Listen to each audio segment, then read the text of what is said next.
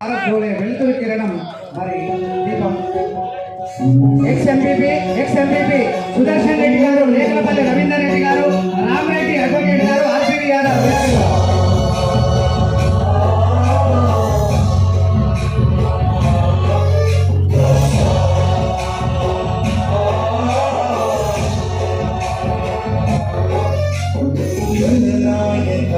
गणदैवताय गणाध्यक्षाय धीमहि गुणशरीराय गुणमण्डिताय गुणेशानाय धीमहि गुणातीताय गुणाधीशाय गुणप्रविष्टाय धीमहि एकदन्ताय वक्रतुण्डाय गौरीतनयाय धीमहि गजेशानाय भालचन्द्राय श्रीगणेशाय धीमहि। అందరికీ కూడా నమస్సులు. మరి చినుకులు ఎక్కువవుతున్న సందర్భంలో నేను మాట్లాడవలసి వస్తుంది. వేదిక పైన ఉన్న ఎవరు కూడా అన్యత భావించకూడదు. వర్షం తగ్గిన తర్వాత మళ్ళీ భక్తులందరి చేత మనం మాట్లాడడానికి అవకాశం ఉంటుంది. సో బాగా భారీ వర్షం వెళ్ళేది కాబట్టి ఎవరు కూడా లేకుండా కాసేపు కూర్చోవాలని కోరుతున్నాం.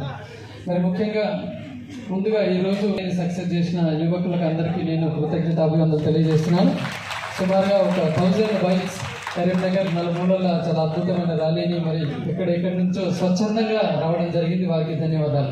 అధిపతి నుంచి మరి ఎమ్మెల్సీగా రావడానికి నన్ను ముందుంచి నడిపించిన మా విద్యా సంస్థల ఫ్యామిలీ మెంబర్స్, అట్లాగే మరి ముఖ్యంగా కరీంనగర్ ప్రజలు, నేను ఎవరి బలం చూసి ఎన్నికల్లో దిగాను అంటే దట్ ఈస్ ఓన్లీ కరీంనగర్ ప్రజల యొక్క అభిమానంతో, వాళ్ళ సపోర్ట్ ఉంది అనే నమ్మకంతో మరి నేను ఎన్నికల్లో ముందుకు రావడం జరిగింది. కాబట్టి మరి ఏ నమ్మకంతో అయితే నేను ముందుకు వచ్చానో మరి ఇప్పటి వరకు మీరు అద్భుతంగా మీ సపోర్ట్ని అందించారు. దానిలో భాగంగానే మరి వాళ్ళ ఎన్రోల్మెంట్ మనం సుమారుగా 65,000 ఎన్రోల్మెంట్ ఓన్లీ న్యూ కరీంనగర్ నుంచి మనం చేసుకున్నాం. 3,60,60,000 మొత్తం ఎన్రోల్మెంట్లో ఒక 60,000 ఓన్లీ మన కరీంనగర్ జిల్లానే చేసింది. అంటే మన కరీంనగర్ పట్టభద్రుల యొక్క ఉత్సాహం, మరి నరేందర్ రెడ్డిని గెలిపించాలని ఉత్సాహం ఏ విధంగా ఉంది అక్కడ మాత్రమే కనబడుతుంది. మరి ఇందులో మనం ఎంటైర్ ఓన్లీ విఎన్ఆర్ టీం నుంచి 1,23,000 ఫస్ట్ సెషన్లో చేసాం. ఈ గ్యాప్లో రెండవ దానిలో కూడా మనం ఒక 10,000 పూర్తి చేసుకున్నాం. అంటే సుమారుగా ఒక 1,50,000 మనం టార్గెట్ పెట్టుకొని ఎన్రోల్ చేసుకోవడానికి మనం ముందుకు వెళ్తున్నాం.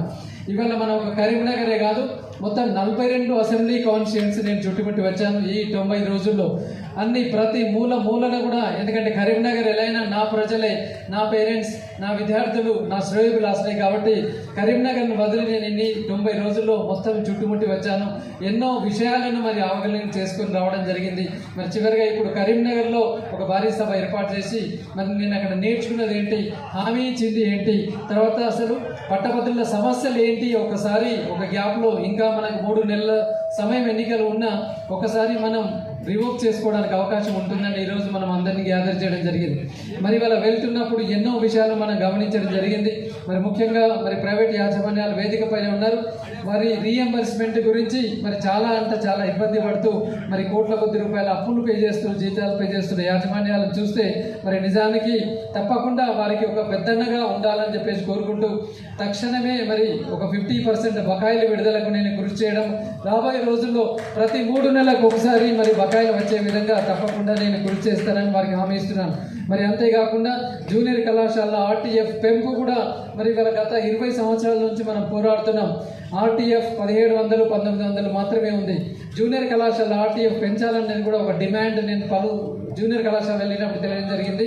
తప్పకుండా దాని పట్ల కూడా చిత్తశుద్ధితో కృషి చేస్తాను.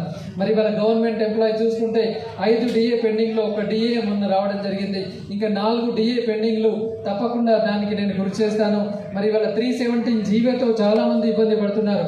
100 కిలోమీటర్ల దూర ప్రయాణం, తర్వాత రిటైర్మెంట్ స్టేజ్లో 317 జీవో బాధితులు నేను చూశాను.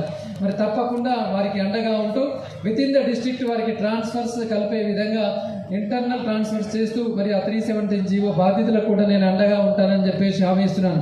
మరి అలాగే ఇవల్ల కాంట్రాక్ట్ లెక్చరర్స్, గెస్ట్ ఫ్యాకల్టీ వాళ్ళ సమస్యలు కూడా విని ఉన్నాం మనం.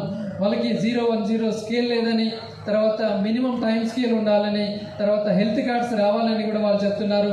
తర్వాత కేర్ టేకర్స్ లేవని వాళ్ళ రెసిడెన్షియల్ స్కూల్స్ మరి బీసీ ఎస్సీ ఎస్టీ గురుకులాలు కావచ్చు, కొత్తగా పెట్టిన రెసిడెన్షియల్ కాలేజెస్లు కావచ్చు, కేర్ టేకర్ లేకుండా లెక్చరర్సే ఇవాళ మరి కిచెన్లో కానీ హాస్టల్లో కానీ డైనింగ్లో కానీ మరి మల్టిపుల్ రోల్స్ ప్లే చేస్తున్నారు. వారు చెప్పింది ఏంటంటే మమ్మల్ని చదువుకే ఫోకస్ చేస్తే ఇంకా మనం బాగా ముందుకు వెళ్ళొచ్చు, కాబట్టి కేర్ టేకర్ సిస్టమ్ ఇంప్లిమెంట్ చేయాలని చెప్పేసి వారు చెప్తున్నారు. అది జెన్యూన్ రీజన్గా మరి నేను భావిస్తున్నాను. అలాగే కాంట్రాక్టర్ టు రెగ్యులర్ కూడా ఇంకా కొద్దిమంది కొన్ని కారణాల వల్ల ఆగిపోయినాయి. మరి వాళ్ళందరూ క్వాలిఫైడ్ ఉన్నారు. తర్వాత వారికి క్వాలిఫికేషన్ లేని వాళ్ళు కూడా కొంచెం టైం ఇచ్చి అవన్నీ చేయాలని చెప్పేసి కూడా కోరుతున్నాం. మరి ముఖ్యంగా ఇవాళ ఎంటైర్ గవర్నమెంట్ సెక్టర్లో చూసుకున్నట్లయితే మరి ఇన్ఫ్రాస్ట్రక్చర్ ఫెసిలిటీ మరి శ్రీ నరేందర్ రెడ్డి గారికి సత్కారం. మా మిత్రుడు చెప్పినట్టుగా ఎవరికి సన్మానం, ఎందుకు ఈ సన్మానం, చట్టంతో